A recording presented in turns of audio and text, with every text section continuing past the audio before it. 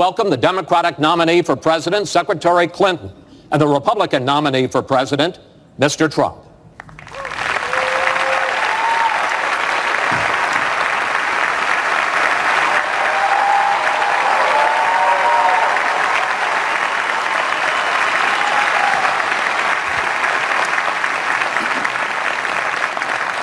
Secretary Clinton, Mr. Trump, welcome. Let's get right to it. The first topic is the Supreme Court.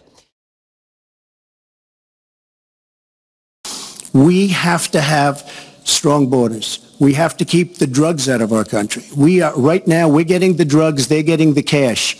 We need strong borders. We need we cannot give amnesty. Now, I want to build the wall. We need the wall. The Border Patrol, ICE, they all want the wall. We stop the drugs. We shore up the border.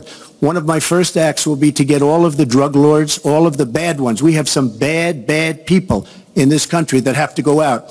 We're going to get them out. We're going to secure the border. And once the border is secured, at a later date, we'll make a determination as to the rest. But we have some bad hombres here, and we're going to get them out. Mr. Trump, thank you. Secretary Clinton. But you was totally out of control. I said, there's a person with a temperament that's got a problem. Secretary Clinton. Woo, okay. Let's talk about Secretary Clinton. Woo, okay.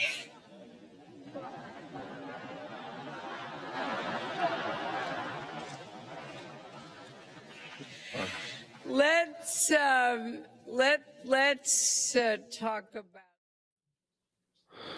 Welcome, everybody, to Bullets and BJJ. My name is Len, and I wanted to do some commentary on the debate last night. If you're paying attention, Hillary and Trump had their first presidential debate last night, which I believe was Monday the 26th, if I have my dates correct there. And one of the most televised debates of all time because of social media.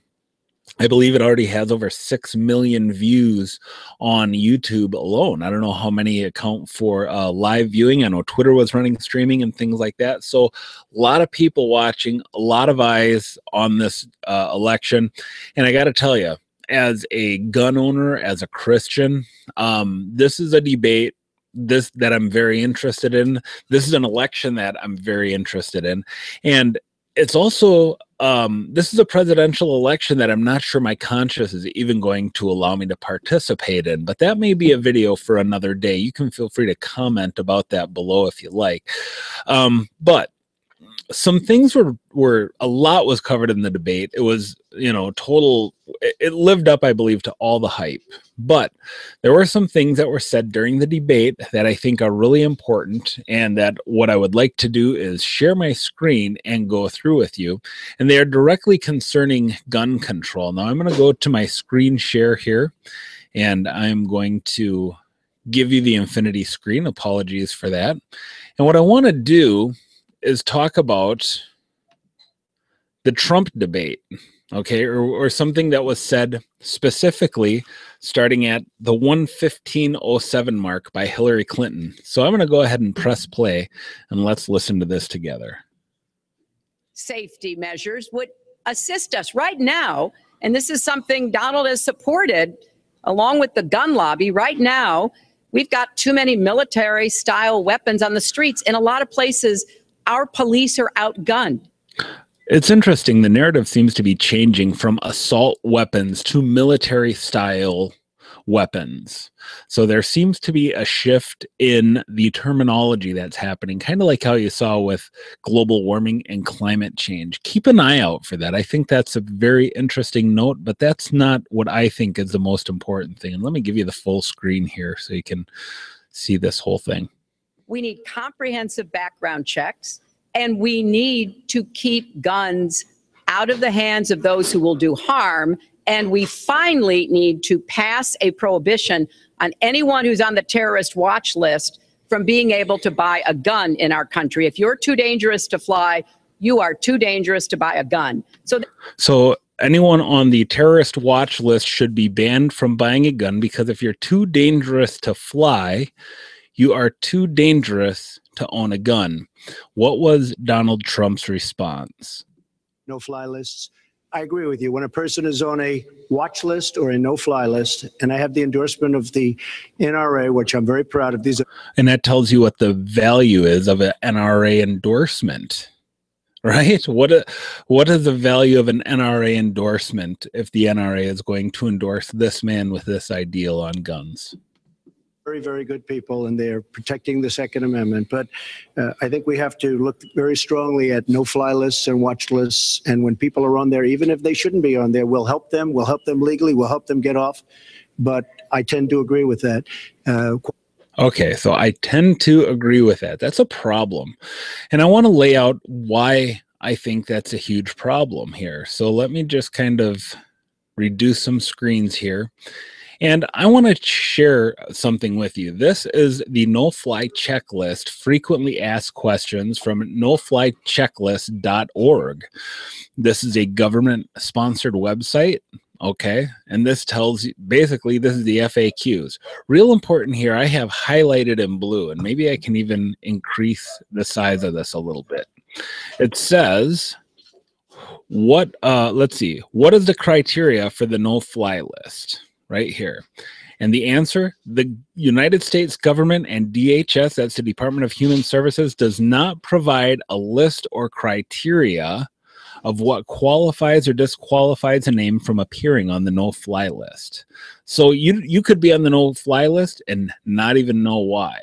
So I want to share with you a couple of things, a couple of interesting articles that I found. And just so you know, I'm not bipartisan. I have one from the Fox News travel website and one from Huffington Post in terms of the things that can get you on a no-fly list. I'm going to spare you all of this stuff, all of the fluff along with it, and we're just going to go through the criteria that they have found in their research.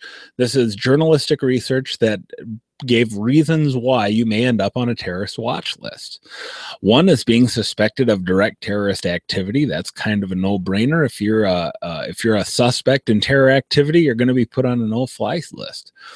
2, travel to certain countries. Just going to certain countries in the Middle East and certain parts of Europe and Asia will get you put on the no-fly list. That's trouble, depending on the line of work you're in. What if you do security? What if you work for a private security firm or an oil company or something like that?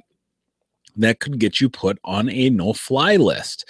And that could therefore, if Clinton and Trump get their way, and look, one of them is going to win the election, this is something that could go into law. Could, I say. 3, something you said in the past. Numerous complaints from nonviolent political activists who say that they ended up on a no-fly list for something that they said, and most of which was done on social media. So look, thought policing is a real thing. It's happening out there. 4, having a similar name to someone on the no-fly list. I looked up my last name. I found someone else with my last name on the no-fly list. And you can, if you just Google who is on the no-fly list, there is about a 3,000-page list on there. Okay. So number 5, not becoming an informant. According to a federal lawsuit heard by New York this summer, 4 Muslims say they were put on a no-fly list because they refused to spy for the FBI. The men's names were removed from the list, but they had to sue to get that done, and it looks like they sued the FBI agents for damages. A clerical error. Law enforcement issues. You don't even have to be suspected of terrorism to get on a no-fly list. In some cases, people have either open warrants or some other characteristics indicating criminal activity and then find themselves on the list. Number 8, controversial tweets. Isn't this interesting? Again, more thought policing.